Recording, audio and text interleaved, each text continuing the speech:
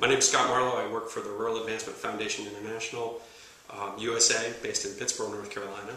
This is our series of videos about why we spend lots of money on commodities and much less money on fruits and vegetables.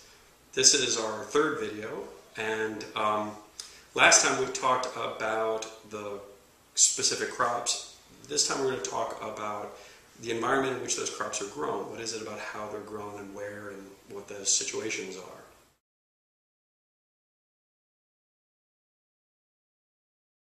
So now let's talk about the environment or the way in which these products are grown, fruits and vegetables versus commodities.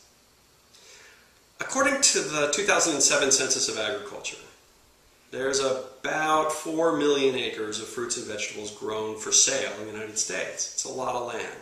It's about the size of Connecticut.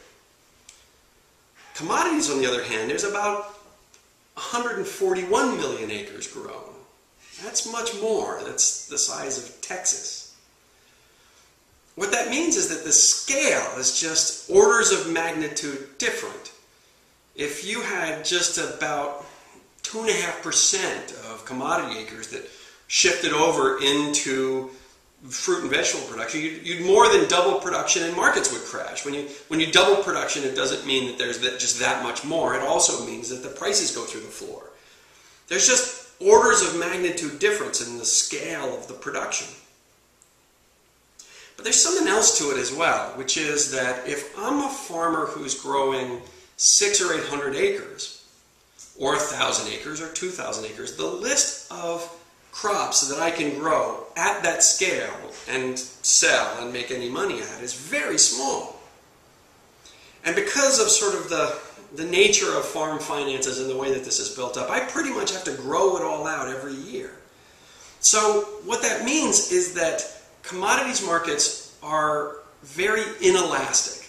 And elasticity is an economics term which just means how quickly the supply reacts to changes in price. So, you know, the whole supply and demand thing, if price goes up, then supply gets increased to match. And if price goes down, supply drops as well, production drops as well, and it eventually balances out.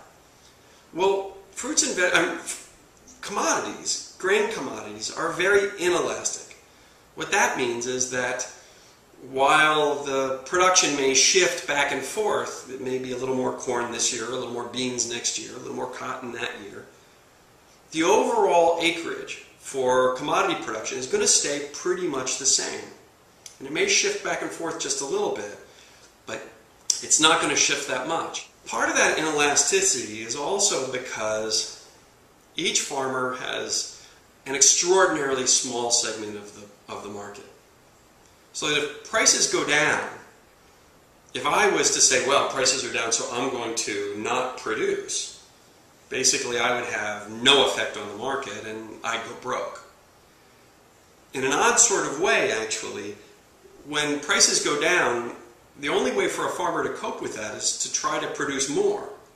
It's a bad treadmill that happens. And that we try to get at with some of the programs, but basically what happens is, if the prices go down, my margin goes down. The only way that I have to address that is by taking my fixed costs over more, spreading my fixed costs over more units. So I need to produce more. So in a weird way, reductions in price, instead of reducing production, increase production.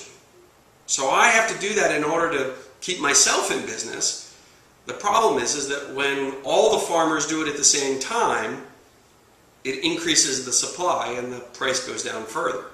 The other issue here is that, you know, a lot of the folks that I know who sell at the farmers market, part of their resilience and part of the health of their farm and their enterprise is the fact that they're selling much of the year. If we have a hurricane in September, they've already made most of their money for the year.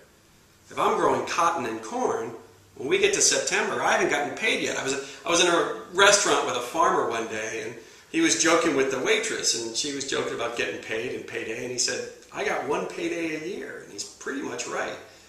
The problem is that all of the farmers are going to go after that payday at the same time. Everyone's harvesting corn, everyone's harvesting beans, everyone's harvesting peanuts at the same time.